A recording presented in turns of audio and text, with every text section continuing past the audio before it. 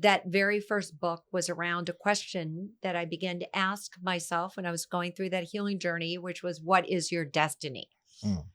And the answer was, my destiny is to be strong, powerful, courageous, and fearless. My destiny is to be grateful, thankful, and to count my blessings. And welcome back to another episode of Attractive Mindset. And today's guest, listen, we were in a room full of a lot of highly special and, creative and corporate and just any other prefix title you can put individuals. But she absolutely stood out and made sure that she introduced herself to me. And I'm so happy that she did, because you know what? I'm going to let her tell you a little bit more about herself. We have Miss Wendi in the building. Well, I loved an opportunity to meet with you at the LinkedIn local live event that was in South Florida. I am an entrepreneur, and so interesting. I'm even talking about that because I had a corporate background. I worked in the pharmaceutical industry for more than 2 decades before making an exit out. And initially, I became a wellness coach. Wow. Working in the healthcare field, I wanted to get on the prevention side of things. And with a sales and marketing background, I very quickly began to get asked a lot of questions around sales and marketing. So now that's what I focus on, helping people either exit out of corporate, launch their passion-driven business, and focus on making a bigger difference in the world. That is beautiful. On the exit from corporate and to focus on passion. That's a topic that I feel isn't spoken of enough. It doesn't have enough representation, because you do have a lot of people that may be in corporate areas, and it's not necessarily to say that corporate is, bad or anything, but it doesn't let them express to the full extent that they might want to. And so you help them navigate that. And that's truly beautiful. So Wendi, an attractive mindset, we like to learn more about the individual and your journey and how you even got into everything that you've done. And so, just walk us through the life of Wendi. Are you from Miami originally? No, not originally. We moved around a lot. Mm-hmm. Started out in Baltimore, Maryland. Then we moved to Atlanta, Georgia. Then we moved to Rhode Island. Oh, wow. And then hence here in South Florida. Got it. And so when you were growing up, did you have a specific category that you liked more than any other category? Or did you say, I'm going to get into accounting, corporate kind of background? Oh, no. All I knew was that we were poor and I didn't want to be poor. So that was it. My mom, we really struggled. She was a single mom, although she was married from time to time. And then we'd pick up and move and start a new life somewhere else. But what really stands out for me is that we were on food stamps. I started working at the age of 13. I was always trying to think of a strategy. How could I do things differently? And because of that, I just knew I wanted to go to college. I didn't know what that would look like.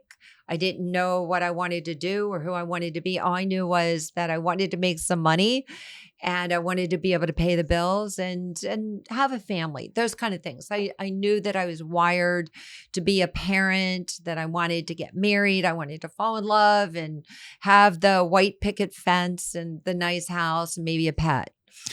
That's beautiful. And so on your journey through college, did you find that anything stuck out to you specifically that pulled you in one direction versus the other? Well, so this is how I picked my major.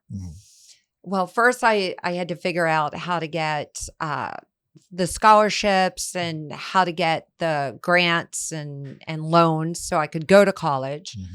I thought, well, okay, I probably need to get into business. So I thought I'll go to the business school, and I had no idea what my major would be. And the options were marketing. It seemed like most of the people were going the marketing track. So I said, most people are going there, and the kind of personality that I have, if most people are going there, I'm going somewhere else. So then I was like, okay, so what other choices are there? There was accounting. It didn't sound very appealing to me. But I was like, okay, possibly accounting and then finance. So I went the finances. That's where I'm going because I have to figure out how to make money. And there weren't Absolutely. a whole lot of people going there, and there weren't a lot of women. So I decided to major in finance. Very nice. And so finance is a very broad category. And so Yep. what specific point of finance interests you the most? Well, just I didn't know. Mm. So truth be told, I was working at Publix. So I worked my way through college as well. They had a bank. And so I worked as a cashier, but I also worked in the banking. And I just liked the feel of counting money. Mm. And so I thought I'd go into banking. So that was what my initial thought was. But there was another plan. When I graduated, I ended up going for some interviews. I moved to the closest big city. I went to school at Florida State, go Noles. And I ended up in Atlanta and went for some job interviews. And my very first job was a financial analyst. Mm. That was my very first job. And then I also became a stockbroker. I went and got my license as a stockbroker, but I didn't like that so much. So I was experimenting. Mm-hmm. And so as a financial analyst, what exactly did you do? Well, that's a very good question. It sounds like it's all that in a bag of chips, but it really wasn't. There's one interesting part of my job description is I worked for a condominium marketing company, Mm-hmm. and condominiums were just hitting their heyday. And this was in the 80s. I know they kind of are back, but I was doing the planning, the site planning, and the financial analysis around what projects we were picking up. But they also had me start to hire and interview the sales team for the different condominium projects. And the interesting thing was I realized that the salespeople were making more money than I was making. I was hiring them. I was firing them.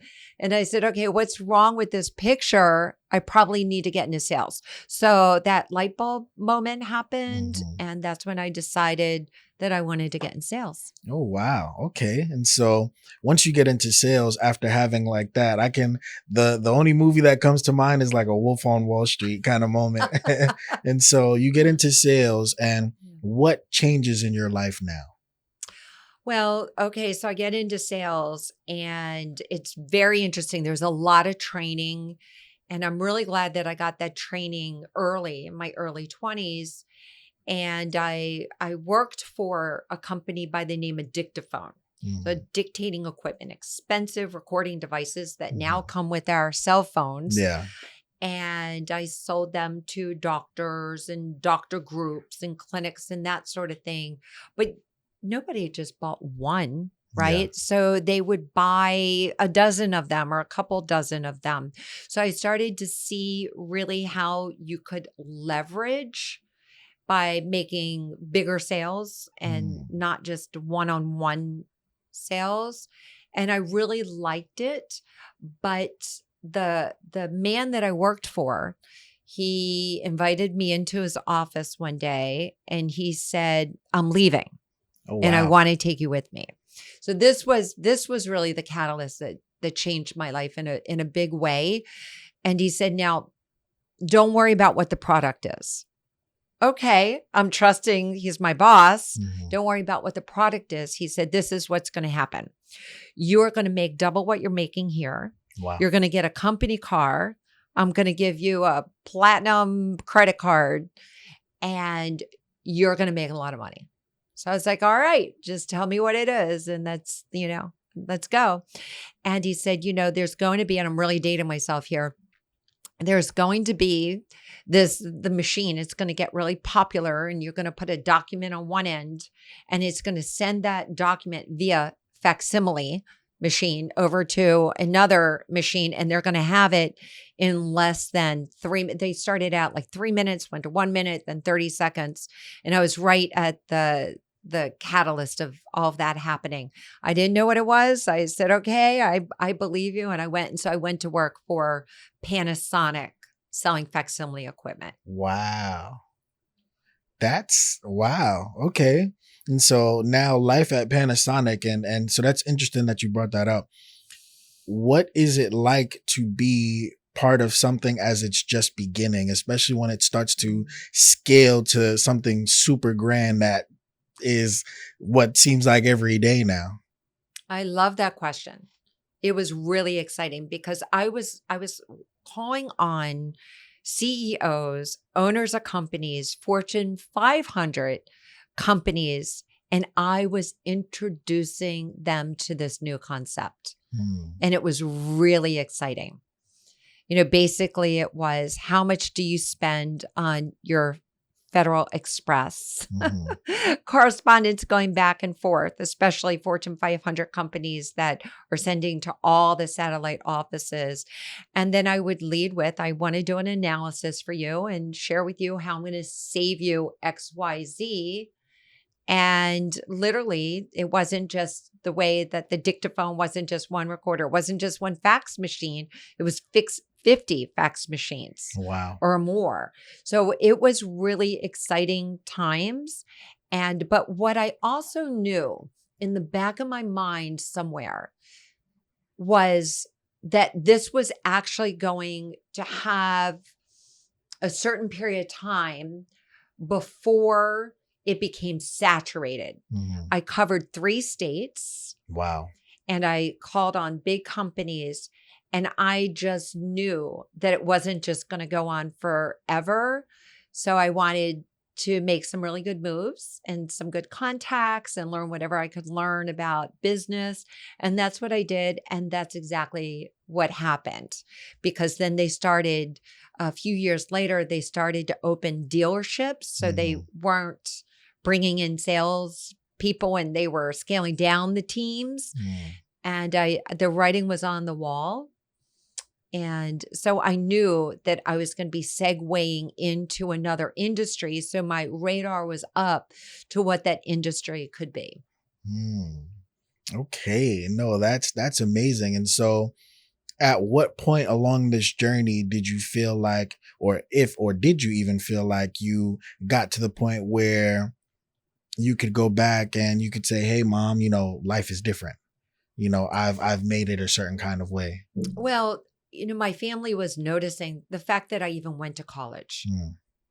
and the fact that I was living in a big city. I was living in the city of Atlanta. I was in my mid 20s and I was already achieving a certain level of success. So for my mom and family, I think they were proud of me. And I was just getting a taste of what that looked like. And I was really excited about the future.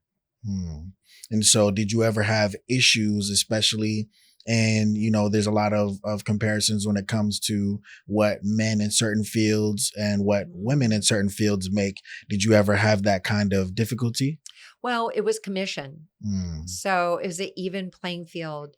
I worked with men, mainly men. I think, yeah, I was the only woman in both of those offices. Wow. And there was maybe a little bit on from the male perspective that maybe there was a little bit of favoritism, again, because the one boss that I worked for took me with him to the next company, but I didn't feel it.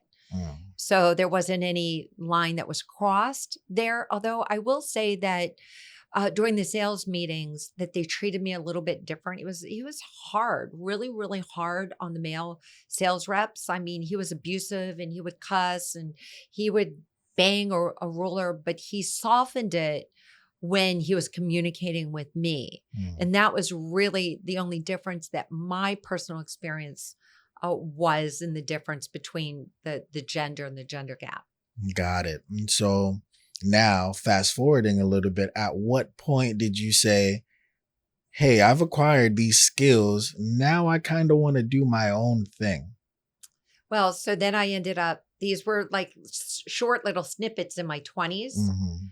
And then I ended up meeting somebody who was in the pharmaceutical industry. I got married at Mm. this time. So I got married when I worked for Panasonic, and my husband was relocating to South Florida. And that first year we had a son. And so I went on a leave of absence and decided that I wasn't going to go back. But I knew that there was something inside of me that wanted to build my career, that I was not going to be a stay-at-home mom Yeah. as much as I loved my family and wanted a family. And I met a woman at the swimming pool, and she was there with her 2-year-old son, and she worked in the pharmaceutical industry, and she worked part-time. And I thought, well, the light bulb went off. And in my mind, I said, that's what I'm going to do. And I went home and I Googled and did research. Was it even Google then? I don't even know if it was Google then. I don't even know. But I looked it up and I found a pharmaceutical marketing company, and they were hiring people to work part-time. So that's what I did. I was working 3 days a week, getting my feet wet in the pharmaceutical industry. Then when I was ready to start working full-time, because I shortly thereafter got divorced, I needed to work full-time. And then I went to work for Big Pharma, and that's where I stayed for the next couple decades. And so working for Big Pharma, because Big Pharma is it's a super category. Yes. And so what was the main difference in being mainly commission based versus going to something more career based? Well, a lot of rules and regulations, Mhm. a highly regularized industry. I was intimidated. The books, having to study a disease state. When I worked part-time, we launched several different medications. They had contract sales for us. So we would take a contract of a year. So I was in learning mode, and you had to take tests. So there was a lot of pressure to do really well. And I was intimidated calling on doctors and feeling that I was good enough to actually be talking to them about something they already know a lot about. Mm. And, it changed the landscape of sales in that regard. It wasn't just selling a product and giving the features. Yeah. It was a relationship, and I had to earn their trust and their Mm. belief in me and the knowledge, the wisdom I was bringing forth. So it was a learning curve for sure.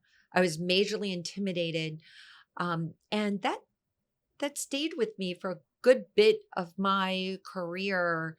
I felt like I had to study much harder than everyone else. I was like that in school. I did get good grades. I got A's, but I worked really hard. I Mhm. was the kid that just always had to really crack down with the books. And I was like that in my career in the pharmaceutical industry as well. Very nice. And so what kind of marketing tactics did you develop to really scale that level of, just profession? It's interesting that you say that, because I didn't really hang heavy with the data. We had a Mm. lot of slick marketing. We had the best marketing materials, right? We had it all. And yet I went in and I made a human connection. I think Mm. that's why I did so well in the industry. I ended up being one of, the high performers and win awards and get a lot of advancement opportunities. And I saw doctors. I remember, because I was intimidated the first time. I was like, just pretend he's your dad. Just pretend he was the chief of the department. I'm like, I'm going to pretend he's my father because I'm scared enough. But I just treated everybody that I worked with and called on like a human being. And I would just talk to them about their patients. And I became like family, and that worked out really well. There was a lot of trust. I was calling on the same accounts um, year in and year out. Mhm. And what it was learning that you needed to have all of the data and the slick materials, but it really was about going from the head to the heart and really asking about how their patients are doing and any questions or concerns that they had, and really listen. So it was a very good career for me. But when I did decide to leave, it was because I always felt like something was a little off. I Mm. always felt like I was designed to do something a little bit different. And because I was working the left side of my brain, it was very numbers oriented, very practical and tactical, Mhm. that there was a part of me that was highly creative. So I had these side gigs. I had a basket design company. Oh, wow. I hung wallpaper. I was doing things on the side. I had side hustles. And what happened, the birth of entrepreneurship for me was I started designing t-shirts, and I started putting positive messages on the t-shirts because now I will say the positive messages happened because I was in a very difficult, very dark part of my life. And I started reading, and I started personal development and self-help. And I learned about the power of your words and your language and affirmations. I started putting them on t-shirts and designing them. And that really fulfilled me. And it was a combination between designing the shirts and the messages that were on the shirts that you could be the CEO of your life. I mean, that was a novel idea.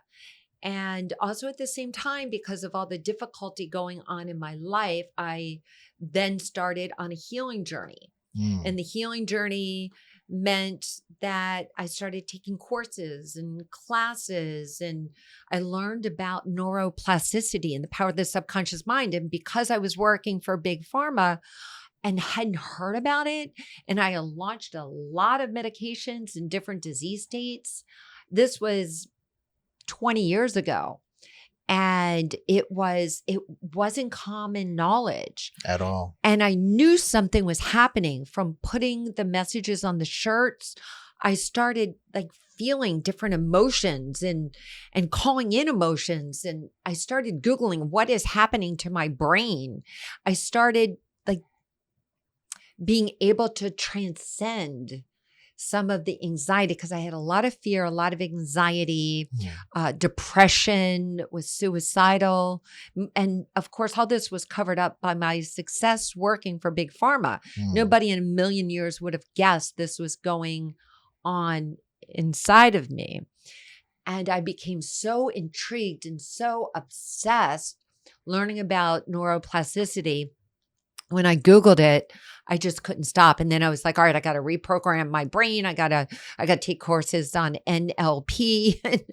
I've got to learn this stuff. And I just became a student for 5 years. Absolutely. So that's really the catalyst that left a lasting impression that now I need to leave Big Pharma because now I know what I didn't know prior. And none of my colleagues seem to know much about it either. And I'm sure they do now. But, I said, I want to get on the other side. I would be the one that would walk into a really busy clinic at Jackson Memorial Hospital, big teaching hospital, and I would feel the patients sitting in the exam room. And I was learning that was empathy. And I was just curious, like what's going on for you? Maybe you were feeling how I was feeling, depressed, anxious, no support at home, all those things. And I just wanted to go in and hug everybody. And it's like, I just really have to get on the other side of things. Yeah. And that, and the t-shirts, I was still doing the t-shirts and people were buying the t-shirts and the t-shirts were selling. They were selling and they were getting in the hands of some celebrities as well and picked up by some news media. This is before social media. Rachel Ray, Cyndi Lauper at a concert, Chelsea Lately, Whoopi Goldberg. I mean, they were really getting picked up on, into the media. And people were telling me stories about the t-shirts, how they were feeling empowered when they were wearing them. So I took the messages that were on the t-shirts. I had 50 or so different sayings and designs, and I put them in my first book. So that was the journey taking me into entrepreneurship. Wow. That is amazing. And so, some things that I want to highlight in that is just, in these 60 plus episodes that we have now, you're the first person to mention neuroplasticity.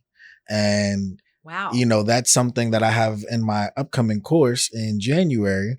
I have one of my days, I call it 30-day mindset.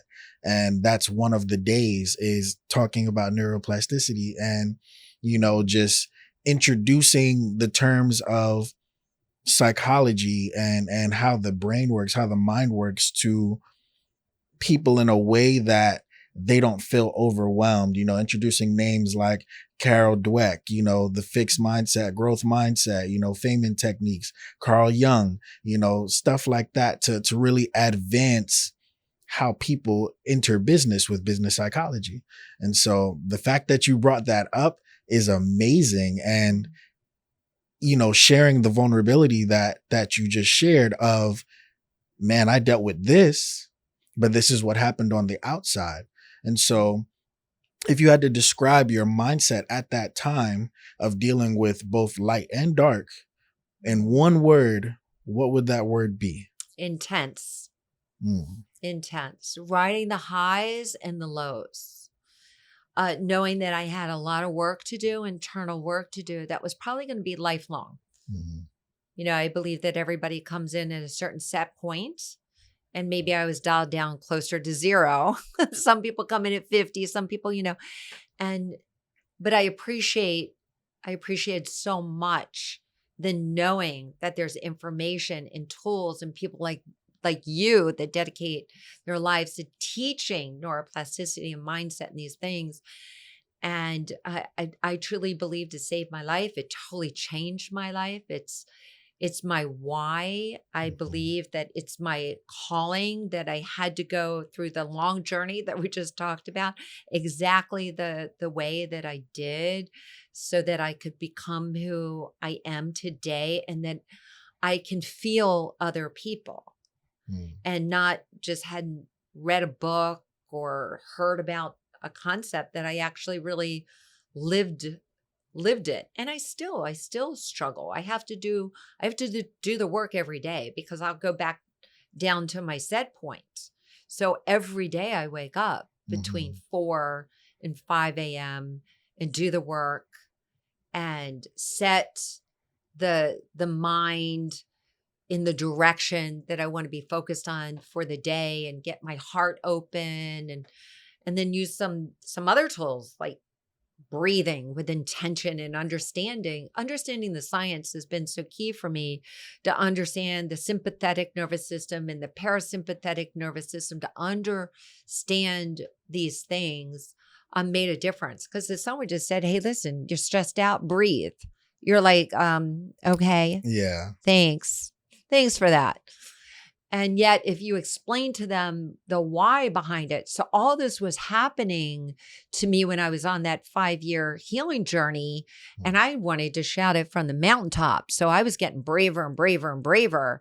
And then there came a point where I had to resign. I mean, it just was like busting out of me. But there was something interesting that happened when I did resign. And so once you resigned, so take us through this journey now. Now you've discovered this bigger sense of self to where you can even connect it to other people's on an empathetic level. What does this version of Wendi look like? Well, so I waited. It took me 3 years. So I dress rehearsed it for 3 years. I had planned the exit for 3 years. And then life happens. 3 people close to me passed away in 1 month. One of them was our national director. And I was on a leadership team. So I said, I got to stay for a year, because everybody was like shell shocked with what happened, that he took his life.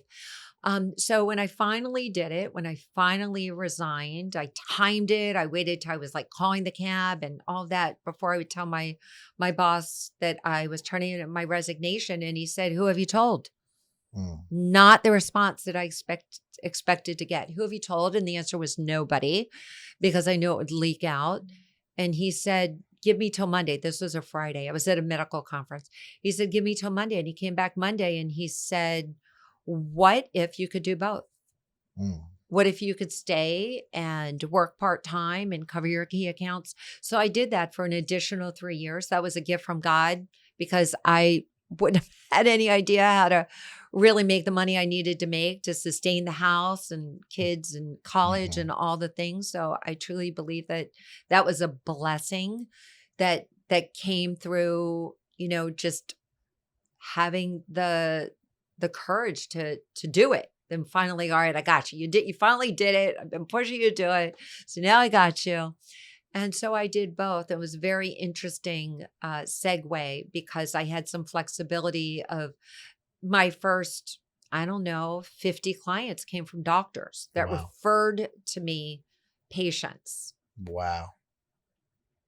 And that was definitely that connection that you had made with them. And, Yep. not on just a, hey, we're a company that's supposed to sell you something, but you, just like you said, you made the relationships. And so Yeah. relationship, what's the word I want to use? Relationship marketing or relationship based business. Do Mm. you use that principle still in your entrepreneurship journey? Yeah, absolutely. I believe it's people before profit. Hmm. I believe it's impact, and impact leads to income. I believe that it really is about there's enough to go around. So Mhm. there is no lack. And if you focus on making the connection and serving, people can feel you. So Mhm. you don't have to be salesy. There's not like a winning sales strategy. I believe everything is sales. Getting your kids to make their bed is sales. And it's really just about negotiation and presenting information. And you're not going to be for everybody, and that's okay. And there's a big world out there, and everybody needs, a variety of things, and whatever it is that you have to offer, you just offer it authentically by who you are and why you do what you do. Wow. And so in writing your book, tell us a little bit about your book. What's the name of your book? And, walk us through what we should or what you would like us to take away from this book. Well, my first book, Mhm. because there have been many, and I focus now on helping entrepreneurs, coaches, speakers become best-selling authors Hmm. and to get their message out into the world via written form, Mhm. via being a co-author in a co-author book, or authoring a book, or speaking on stage, or going live on social media. So that's what I focus on today. And that very first book was around a question that I began to ask myself when I was going through that healing journey, which was, what is your destiny? Mm. And the answer was, my destiny is to be strong, powerful, courageous, and fearless. My destiny is to be grateful, thankful, and to count my blessings. So there was an answer to what is your destiny? And that was the messages I put on the shirts. Mhm. And then I started creating planners and calendars, but planners that were very, very different than a day timer that I used in the corporate world.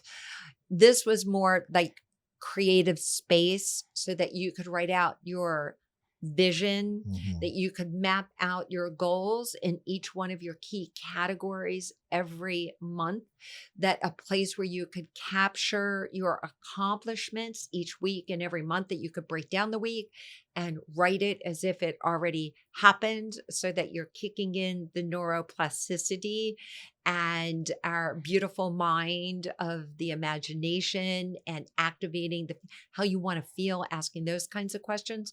So I started writing journals and planners and the co-author books. I'm really passionate about all of those projects. Wow. That is a lot. And, being the way that you are now, also being a mother, would you say that, does it ever cross your mind that because of the way you grew up, you ended up how you are now? And since you are how you are now, maybe your kids may not be subjected to that kind of mindset. That's a very good question. When you grow up and you grow up with a lot of hardship,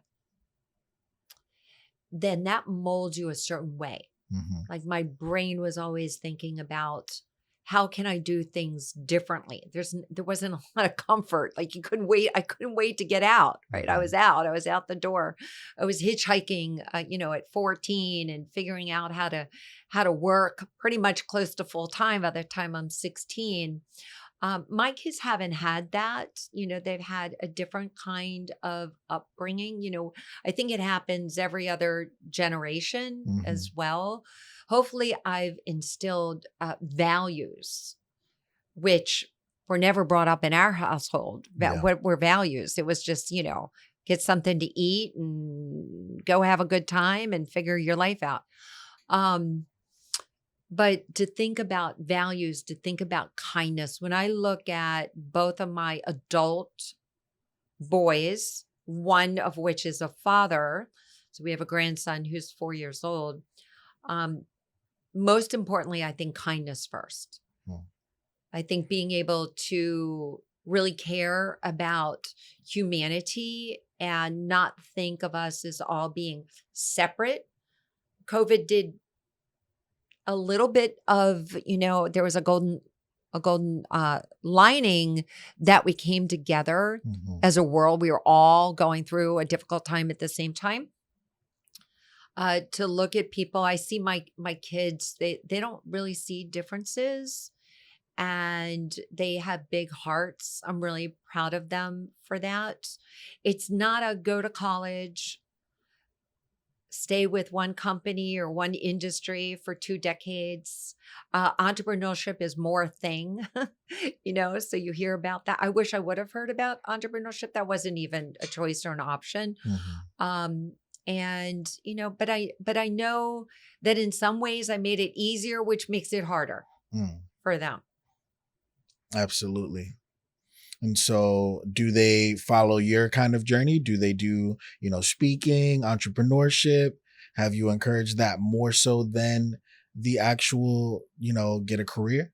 Well, I certainly have encouraged personal growth. So the philosophy I had was growing up, any book that you want, I'll buy it for you at Mm. any age. Like we're Barnes and Noble, you want 3 books. You tell me you're going to read those 3 books. You really want those books. I'm going to find a way you're getting those 3 books. So I was all about reading for who's my older son. When he turned 21, I gave him 20 of my favorite books. Some of his friends their parents were taking them to Vegas. I took them to Houston's and I gave him 20 books. Mm. And the 21st book was a book that I wrote to him called 21 Wishes for Your 21st Birthday. Wow. And he took that was the last book, and he just looked at it. It was handwritten.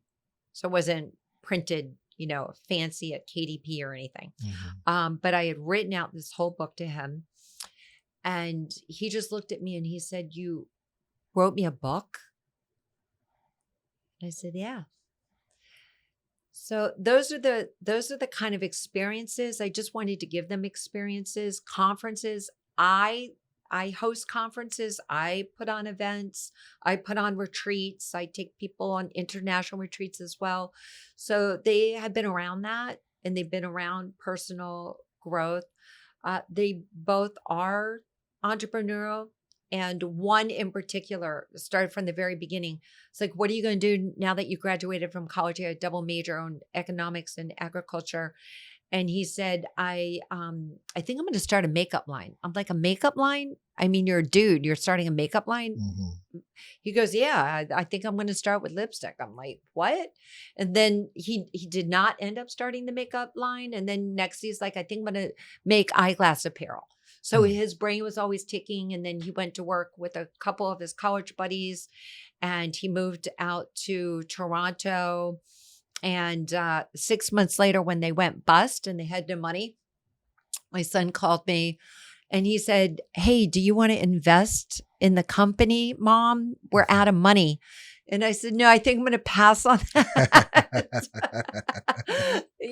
So that's been his journey. Mm. But it's taken him a while, Mhm. because as an entrepreneur, you make so many mistakes. I made Absolutely. so many mistakes. I still make mistakes, but I learn from my mistakes and Mhm. just keep working and improving and that sort of thing. But that's the thing. You got to love it.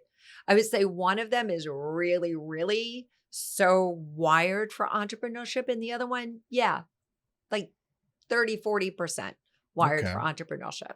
Okay. And so, what would be 3 key pieces of advice you would give somebody in today's age regarding mindset?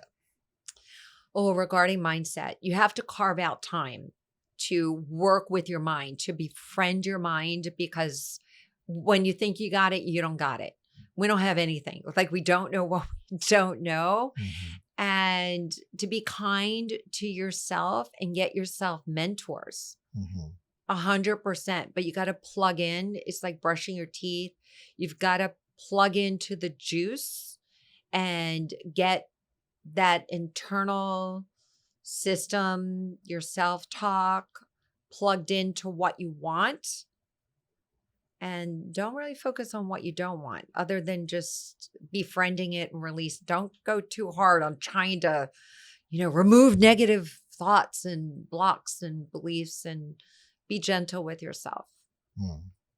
Amazing, amazing, amazing. And so when people work with you in your field, the conferences, the retreats, what's the biggest takeaway you want people to take away? Community. Hmm. I will say when you work in corporate, you have on a certain mask. There's a certain culture. When you live in the world as an entrepreneur, you do a lot solo. So for me is community. I've been a community builder from day one. I don't like doing anything alone. So it's community, it's connection, it's collaboration. And it's being really clear about what that is. Like get Mhm. out there. Like there are amazing people in the world. Mhm. Get out and shake as many hands as you can and get to know as many people and find your tribe, and then be really open Hmm. at the same time. Amazing. Wow. And so when's the next big event that you have coming up or release? Well, we on an ongoing basis have 5-day challenges. So we have a Okay. 5-day challenge coming up around launching your business, Unleash.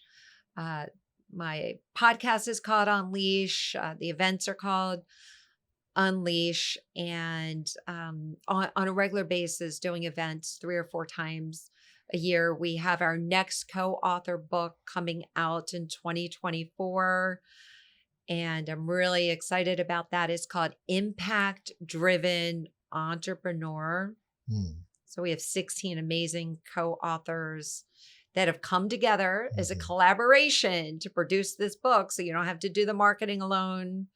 You don't have to even do the writing alone. We have like writing lounges and coach you through the writing. And so, Oh, and, wow. and we have the, how do you become a best-selling author? Like we got you covered there. How do you get in Barnes and Noble? How do you do book signings? How do you produce your own event? So, that's what I do. And my partner and I, Patricia Wooster of Wooster Publishing. And I'm really passionate about that because books changed my life. And your story, I believe that your story, our stories, they change lives. Mhm. They really do make a difference. Amazing. So, Wendy, if people wanted to connect with you, follow up with you, purchase a book, go attend a conference, where would they be able to, connect with you the most at? Online, Mhm. really, I'm Wendy with an I. So it's Wendi Blum, like plum, but with a B. But now I go by Wendi Blum Weiss. I'm newly married. Uh, Congrats. Thank you. 5 years, but 5 years is still newlywed. Mhm. And yeah, all social media. I love social media. I believe that social media is a force for good when it's Mhm. used that way. Mhm. And how do you feel about AI? It's here. So when things are here, you can either you resist, and what you resist persists, and AI is here. Mhm. And part of our events, last event we just had, we had someone talk and present and teach on AI. And I want to learn more and more about AI myself. I use it. I'm experimenting with it. And I think it's going to be helpful, and just pray and trust that the universe really has our back and it's there to support us for the greatest and highest good of all. So I'm going with that story. That's my story. Amazing.